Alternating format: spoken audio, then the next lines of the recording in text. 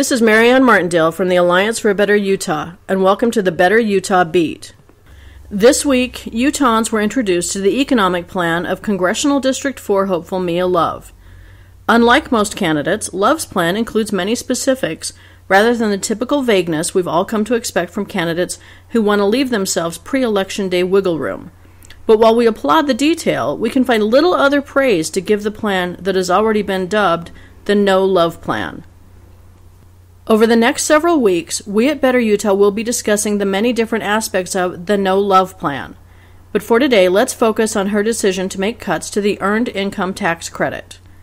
The Earned Income Tax Credit applies to families whose total household income is less than $40,000 a year and provides an opportunity for their taxes to be lowered by up to $5,600.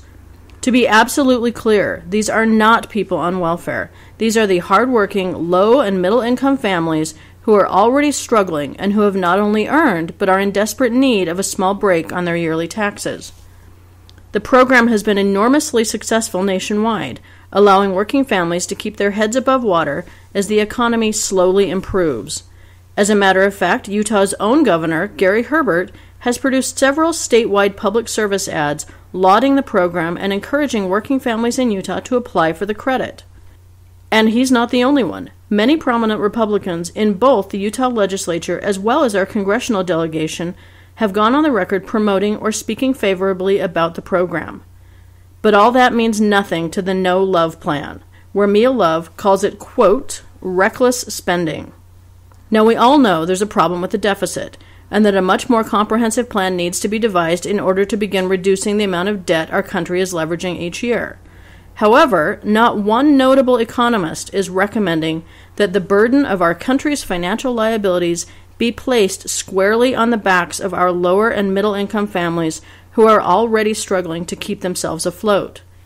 In Saratoga Springs alone, the city in which Mia Love is currently serving as mayor, there are thousands of families who are relying on the Earned Income Tax Credit who would see their taxes raise by as much as $5,600 a year if the No Love Plan were to be successfully implemented. Let's phrase that a little differently. With Mia's No Love Plan, a family making $40,000 per year could see more than a 10% increase in their taxes. Now, some in the conservative pundit sphere will tell you that cutting into the Earned Income Tax Credit isn't actually a tax increase, because the No Love Plan doesn't raise any tax rates. It merely ends a credit currently being given. But we have to point out the hypocrisy of such an argument. When progressives attempt to have a discussion about ending the Bush-era tax cuts, the tax cuts that benefit only the wealthy, these same conservative pundits are the first to start shouting that it is a tax increase. But in the end, these semantics mean very little when discussing the realities of these working-class families. What does it matter to a father or mother working 17 hours a day to put food on the table for their children, whether or not you call it a tax increase? All these families really care about is that on Monday they will be paying less taxes, and on Tuesday they will be paying thousands more. As we mentioned earlier, we will be discussing the different points of the No Love Plan over the next several weeks, including Mia Love's call to cut off food stamps, help and care for disabled families and pregnant mothers, and her plan to cut off federal student loans to 94,000 Utah college students. Until next week, this is Marianne Martindale from the Alliance for a Better Utah with this week's edition of the Better Utah Beat. Have a great week, and remember that together we can make a better Utah.